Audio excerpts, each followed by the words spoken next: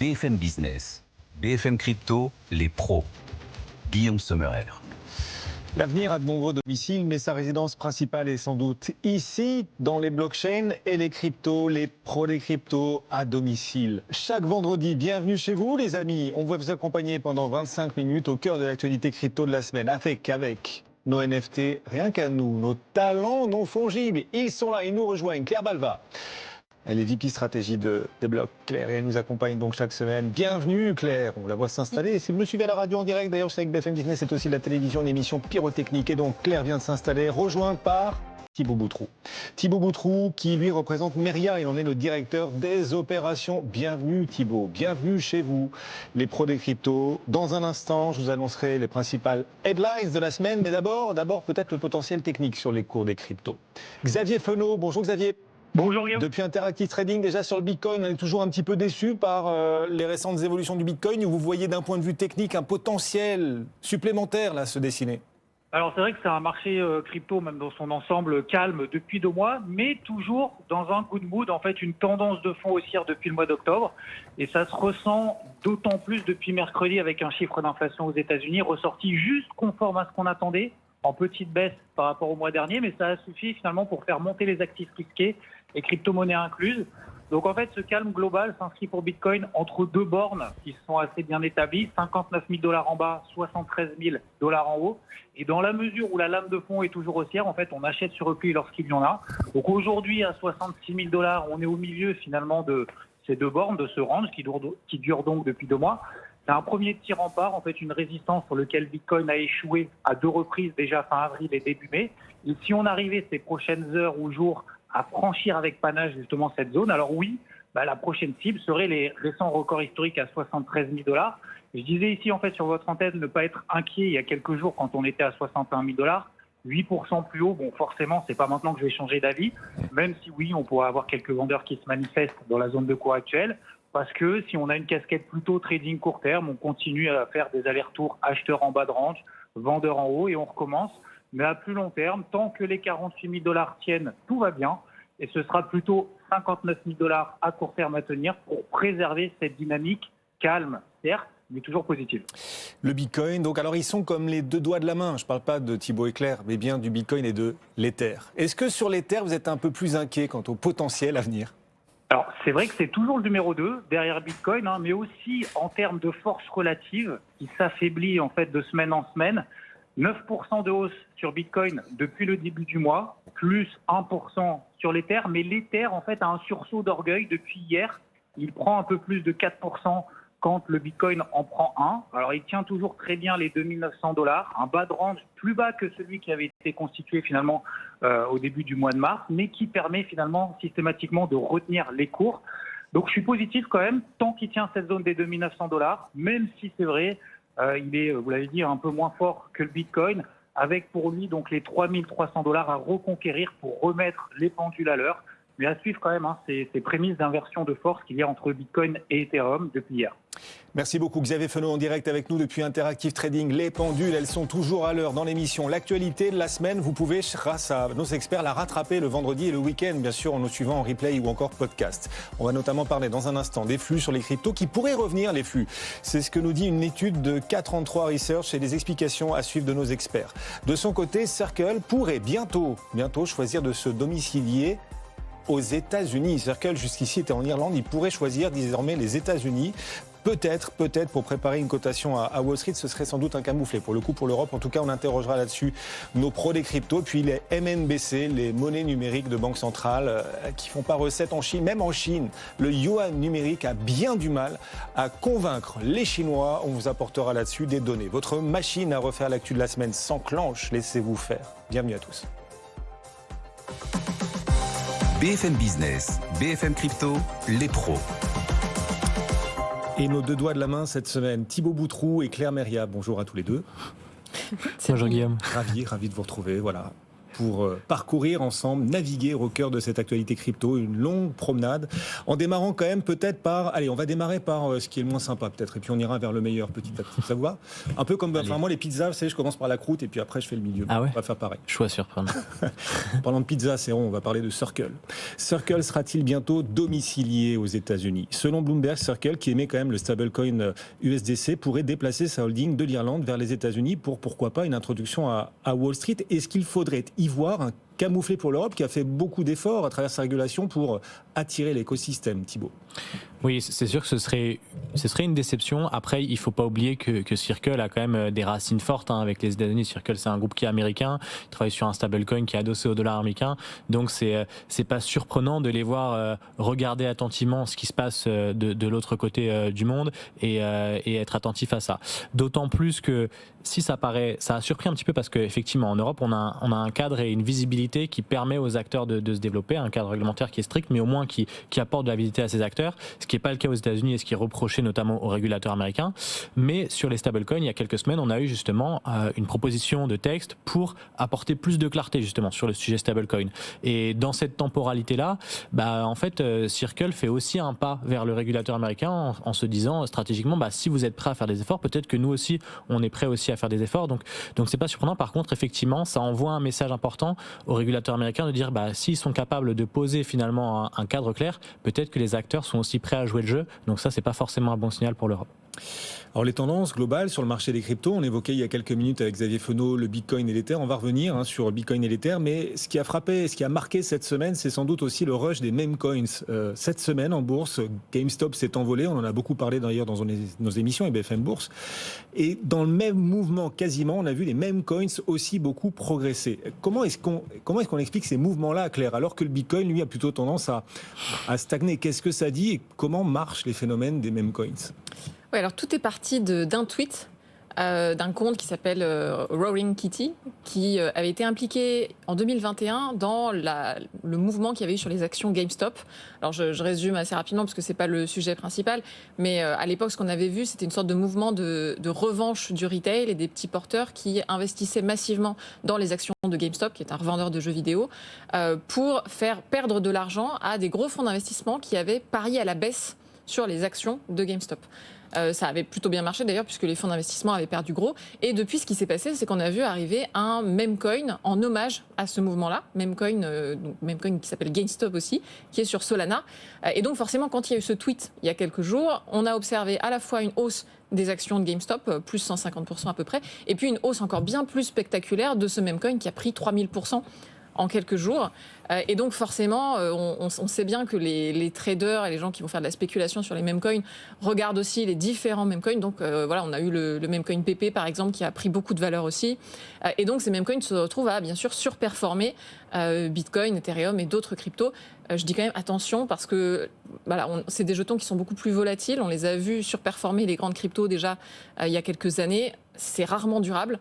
Donc c'est souvent des mouvements qui vont très vite à la hausse, mais aussi très vite à la baisse. Oui, c'est des petits jet skis, quoi. Paf, ça accélère et puis ça tombe très vite. On arrive très vite au bout de la jauge d'essence. Bon, et puis à l'inverse, face au jet ski, il y a les gros paquebots de l'écosystème crypto, Ether et Bitcoin. Les paquebots, en ce moment, ils avancent pas très très vite. Il faut bien le reconnaître. Depuis quelques semaines, on est un petit peu déçus par les performances du Bitcoin. Et c'est l'objet de la question crypto qui claque cette semaine. Chaque semaine, on vous pose cette question qui fâche sur nos réseaux sociaux, notre fil XBFM Crypto. Claire et Thibaut, êtes-vous prêts? On est prêts. Ouf, quelle euphorie sur le plateau. La question crypto qui claque, la voici cette semaine. Alors que le Bitcoin stagne un petit peu sous ses records, pour vous, c'est un essoufflement durable, une maturité durable ou une prise d'élan pour mieux repartir par la suite? Telle est la question crypto qui claque cette semaine. Je vous laisse une seconde chacun pour réfléchir et nous livrer dans un instant votre réponse. Quelle intensité. Claire, votre réponse. J'aime pas cette question, Guillaume. Parce que j'ai vraiment l'impression que ça revient à se prononcer sur les cours du Bitcoin à la hausse ou à la baisse et j'ai pas envie de faire de conseiller en investissement. Maintenant, voilà, ma croyance personnelle, si je devais choisir, c'est bien sûr de dire que ça stagne sous les records pour l'instant, mais que ça va repartir. Vous aussi, chez vous, vous avez peut-être un avis aussi tranché que celui de Claire à l'instant. N'hésitez pas à participer sur nos réseaux sociaux et nous laisser votre point de vue, vos arguments en commentaire. Thibaut, votre réponse à cette question? Moi, je vais me permettre de rajouter un 4e point qui est... J'ai l'impression qu'on est un peu en suspens en fait. Il y a pas mal de points qui arrivent, notamment les élections américaines qui sont regardées. On attend beaucoup de choses sur le côté macro US. Il y a beaucoup de projets qui doivent livrer des roadmaps encore. J'ai l'impression qu'on est un peu dans l'attente de ça pour décoller. Mais pour le coup, je suis plutôt très confiant sur la suite.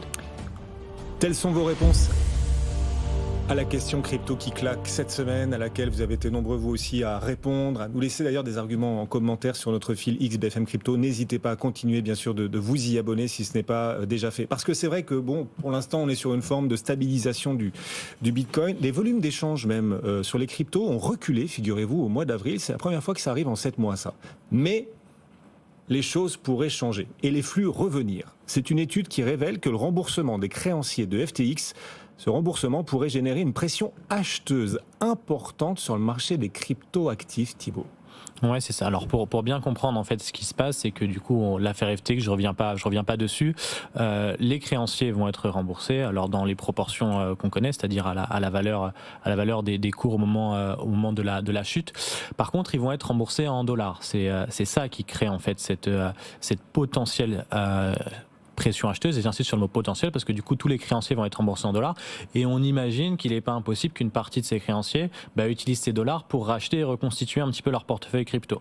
On parle quand même de à peu près 14 milliards qui vont être remboursés, donc effectivement même si c'est pas l'intégralité qui est réintégrée sur le marché, ça peut créer une pression acheteuse et c'est d'autant plus intéressant que ça va arriver dans une temporalité proche avec deux autres phénomènes plus ou moins similaires qui sont Genesis et Mt. Gox, qui sont deux affaires où là également les créanciers vont être remboursés. Là, le cumul des deux, on est à peu près sur 10 milliards également. Et là, par contre, le choix a été fait qu'ils vont être remboursés en crypto. Et donc là, potentiellement, ça pourrait créer l'effet inverse, c'est que ça pourrait potentiellement créer une pression vendeuse. Donc il y a les deux forces qui vont un petit peu se confronter.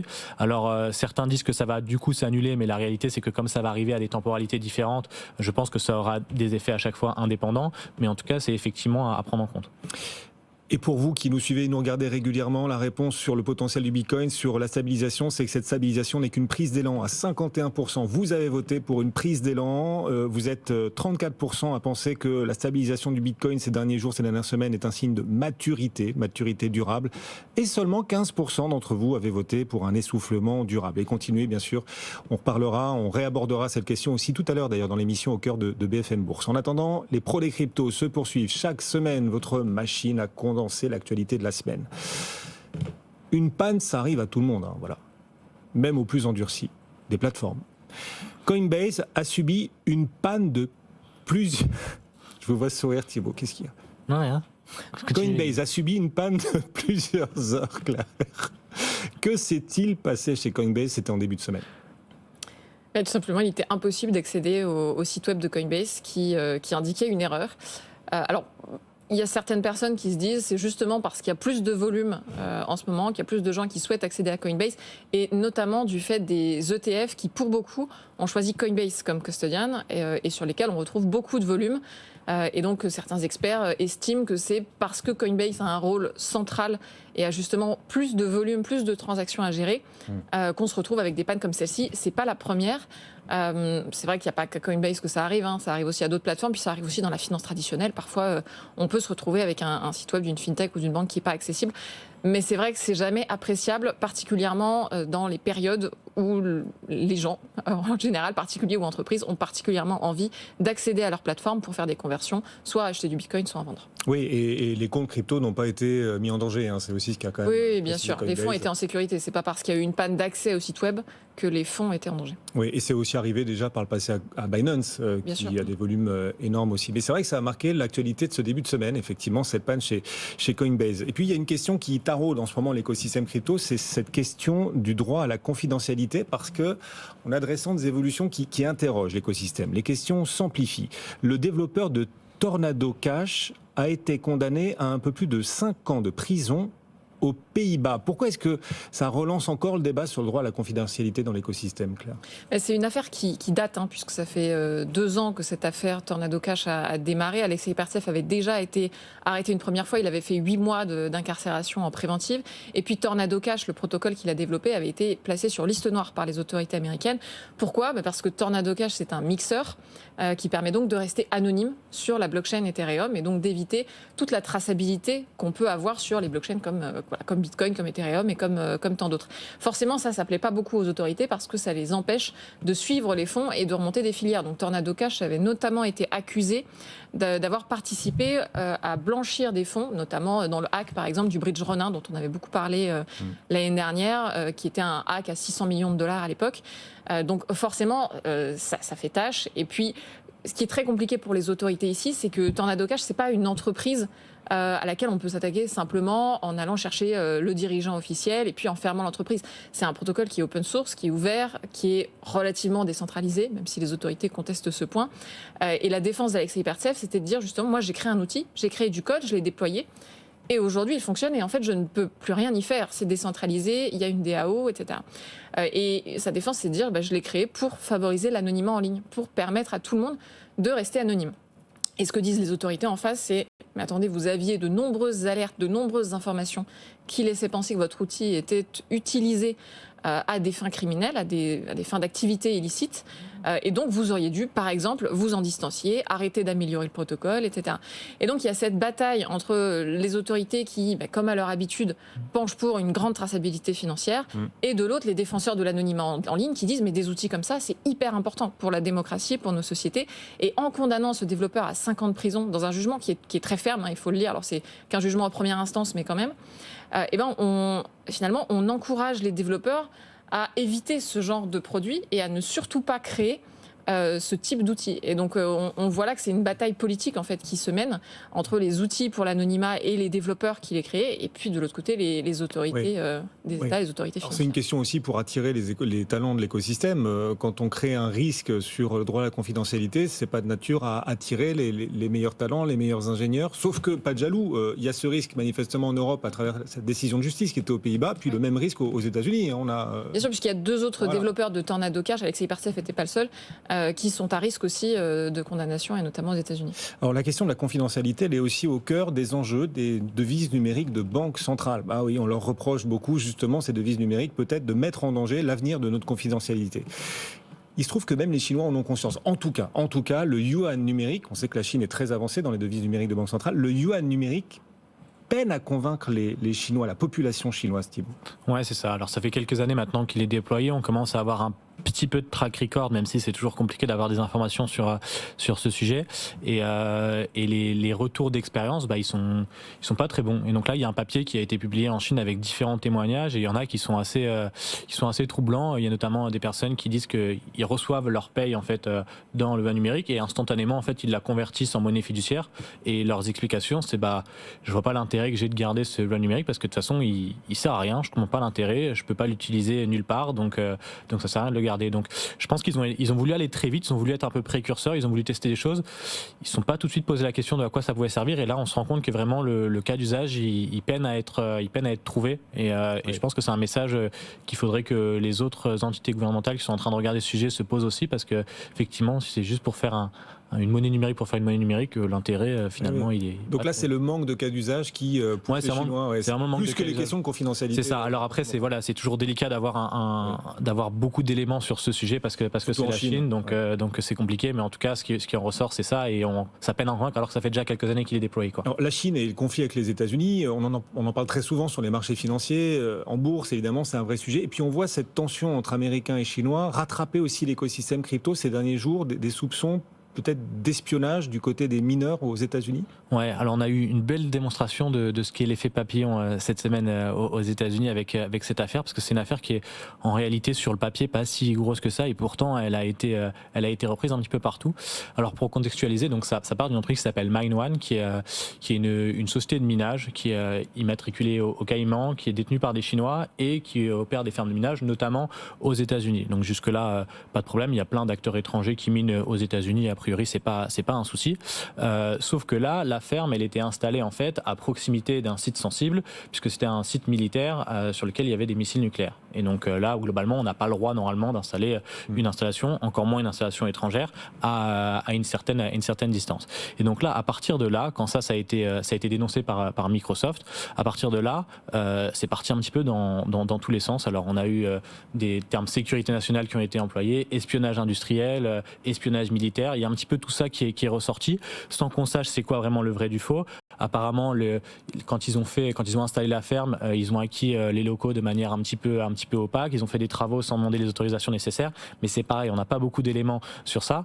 Ce qui est intéressant, c'est que ça intervient justement dans le cadre avec ce conflit entre la Chine et les États-Unis qui est en train de grandir. En pleine campagne électorale, c'est un bon moyen pour Joe Biden aussi de taper un petit peu du poing sur la table et de faire un petit peu un exemple en leur demandant de quitter le territoire et d'arrêter leur activité. C'est arrivé sur une ferme de minage, ça aurait pu arriver finalement sur n'importe quel autre type d'activité à partir du moment où il y a du matériel informatique. Mais voilà, donc c'est une histoire qui a fait beaucoup de bruit. Au final, on a très peu d'infos.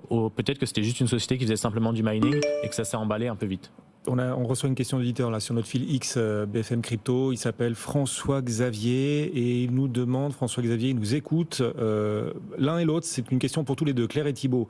Quelle est l'innovation technologique ou en termes d'infrastructure qui vous bluffe le plus là depuis le début de l'année ou qui pourrait bientôt nous bluffer tous? Bon, je sais pas, l'un d'entre vous veut répondre à cette question, François Xavier? Claire? L'innovation qui nous bluffe tous, alors depuis le début d'année, je ne sais pas, mais depuis, je dirais une petite année, moi je vois beaucoup de progrès sur les wallets crypto. Ouais. On a vu à la fois des wallets MPC et le Quant Abstraction arriver sur Ethereum. Et ça, c'est vrai que ça change beaucoup de choses pour l'expérience utilisateur dans la crypto. Et ça rend l'utilisation de la crypto beaucoup plus facile pour le grand public. Ça évite, par exemple, d'avoir, vous savez, cette fameuse phrase de 12 mots ou de 24 mots à stocker, voilà, qui est un gros obstacle. C'est fini, ça. Donc moi, je dirais que c'est une grosse innovation, à la fois en termes techniques, mais aussi en termes d'usage.